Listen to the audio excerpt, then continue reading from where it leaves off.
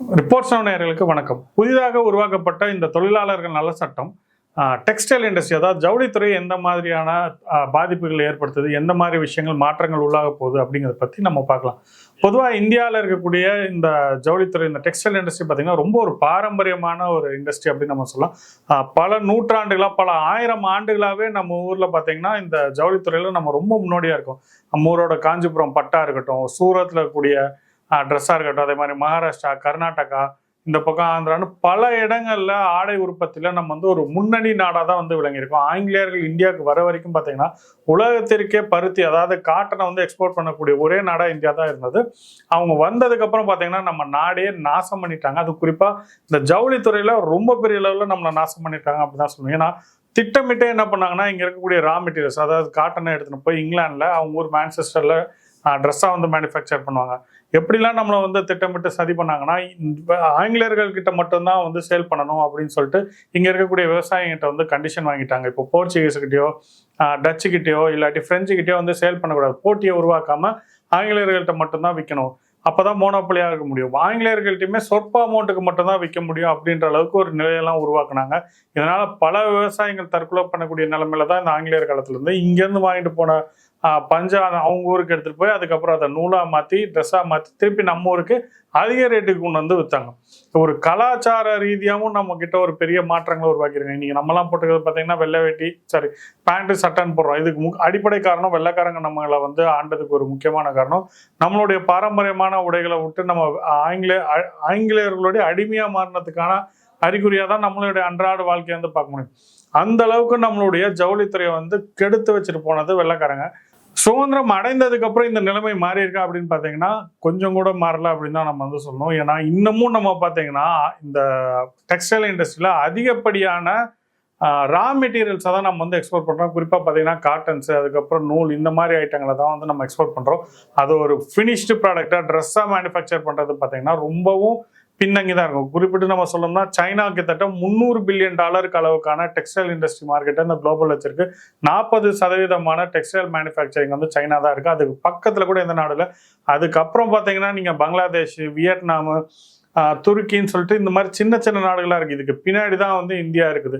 என்னதான் டெக்ஸ்டைல் இண்டஸ்ட்ரியில் அதிகமான மேனுஃபேக்சரிங் இந்தியா பண்ணாலும் அது உள்நாட்டுக்குள்ளாரே நிறைய விஷயங்கள் போயிடுது.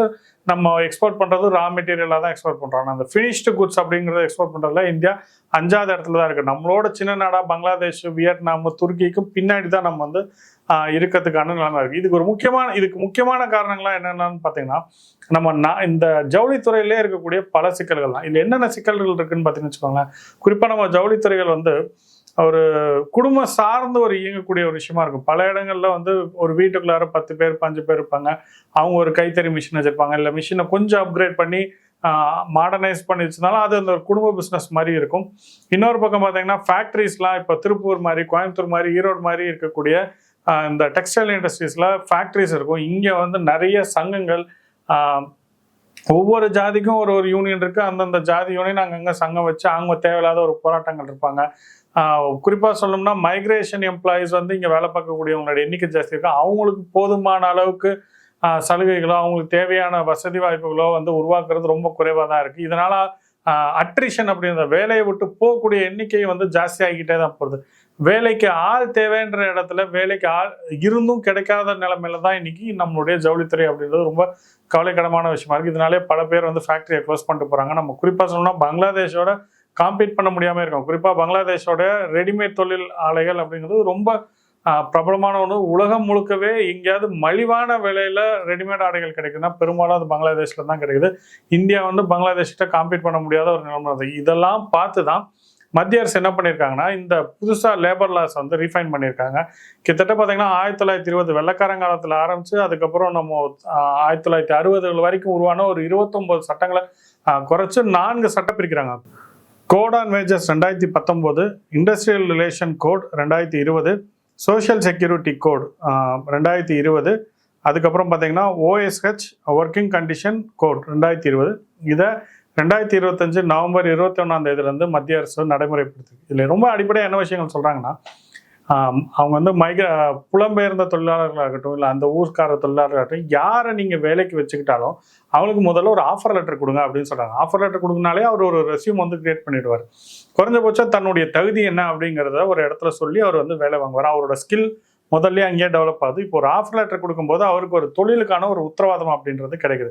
இங்கே நான் வந்து வேலை பார்த்துருக்கேன், நாளைக்கு அந்த கம்பெனியாக மூடுறாங்கன்னா ரிலீவிங் லெட்டரோட வெளியில் போய் இந்த கம்பெனியில் இத்தனை நாள் நான் வேலை பார்த்துருக்கேன், என்னோட ஸ்கில்ஸ் இவ்வளோ இருக்குது, நீங்கள் இதுக்கு முன்னாடி நான் இவ்வளோ சம்பளம் வாங்கிட்டு இருந்தேன், நான் வந்து இதோட எனக்கு கொஞ்சம் அதிகமாக கொடுங்கன்னு கேட்கறதுக்கான வாய்ப்புகள் இருக்குது. ஒருத்தரோட ஸ்கில்ஸை டெவலப் பண்ணுறதுக்கான மெஷர்மெண்ட் ஆவணப்படுத்தக்கூடிய விஷயங்கள்லாம் இந்த இதில் வந்து செய்ய முடியும். முதல்ல ஆஃபர் லெட்டர் கொடுங்க அப்படின்னு சொல்கிறாங்க. இதில் நிறைய அட்வான்டேஜ் இருக்குது. அதுக்கப்புறம் இஎஸ்ஐ பிஎஃப் வந்து கொடுங்கன்னு சொல்கிறாங்க. ஒரு தொழிலாளர் வந்து தன்னுடைய நேரத்தை கம்பெனிக்காக செலவு பண்ணுறாரு, விலை மதிப்பற்ற அந்த நேரத்தை கொடுக்குறாரு. இதில் அந்த கம்பெனி வந்து அவர் இன்னைக்கு நிலைமைக்கு என்ன இருக்குன்னா, வெறும்னாவே சம்பளம் மட்டும் கொடுத்துட்டு அவனை 12 மணி நேரம் 13 மணி நேரம் வேலை வாங்குறாங்க. அதுக்கு உரிய எந்த ஒரு அங்கீகாரமும் அவனுக்கு கிடைக்காத ஒரு நிலைமையில தான் இருக்குது. ஒரு விரக்தியில் அவன் வேலையை விட்டு போகிறதோட எண்ணிக்கை ஜாஸ்தியாக இருக்குது. வேலையை விட்டு போகிறவங்கள ரீப்ளேஸ் பண்ண புதுசாக ஆளை எடுத்துகிட்டு இருக்காங்க. புதுசாக ஆளை எடுத்து ட்ரெயின் பண்ணி அவன் வேலையை கற்றுக்கிட்டு இந்த வேலை பிடிக்கலன்னு திரும்பி போகும்போது அந்த தொழில் அப்படின்றது அடுத்த கட்டத்துக்கு நகராமையாக இருக்கும். ஸோ தொழிலாளர்கள் நிரந்தரமாக ஒரு இடத்துல இருந்து வேலை பார்க்க மட்டும்தான் அந்த இடம் வந்து இம்ப்ரூவ் ஆகிறதுக்கான அதிக வாய்ப்புகளாக இருக்குது. இந்த கோட் ஆஃப் இப்போ உருவாகி இருக்கக்கூடிய இந்த சட்டங்கள் என்ன சொல்கிறாங்கன்னா, அதுக்கெல்லாம் வாய்ப்புகள் வந்து அதிகமாக இருக்குது. இது வந்து நம்ம ஒரு பெஞ்ச் மார்க், ஒரு வரலாற்று சிறப்பு மிக்க சட்ட திருத்தங்கள் அப்படின்னு நம்ம சொல்லலாம். ஃபஸ்ட்டு ஆஃபர் லெட்டர் கொடுக்குறது, அதுக்கப்புறம் இஎஸ்ஐபிஎஃப் வந்து கொடுக்குறது.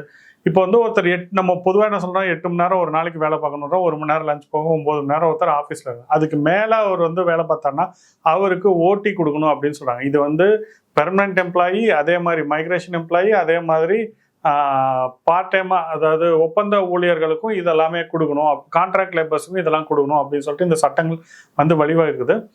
இது வந்து குறிப்பாக இந்த டெக்ஸ்டைல் இண்டஸ்ட்ரீஸ்க்கு ரொம்ப பயன்படும். ஏன்னா 3 ஷிஃப்டாக போட்டு வேலை பார்க்கறதுக்கான வாய்ப்புகளை வந்து கொடுக்குது. குறிப்பாக நைட் ஷிஃப்ட்லாம் பெண்களை வந்து அலோவ் பண்ணலாம் அப்படின்னு சொல்கிறாங்க. குறிப்பாக தமிழ்நாட்டிலலாம் என்ன சொல்லியிருக்காங்கன்னா, நைட் ஷிஃப்டில் பெண்கள் போடுறாங்கன்னா நீங்கள் வந்து குறைஞ்சபட்சம் மினிமம் 10 பெண்களாவது வேலை பார்க்கணும் அப்படின்ற ஒரு வழிகாட்டுதல்லாம் தமிழ்நாட்டு அரசு வந்து வழிகாட்டுது. முன்னாடி தமிழக அரசு வந்து அதுக்கு வழிகாட்டுது.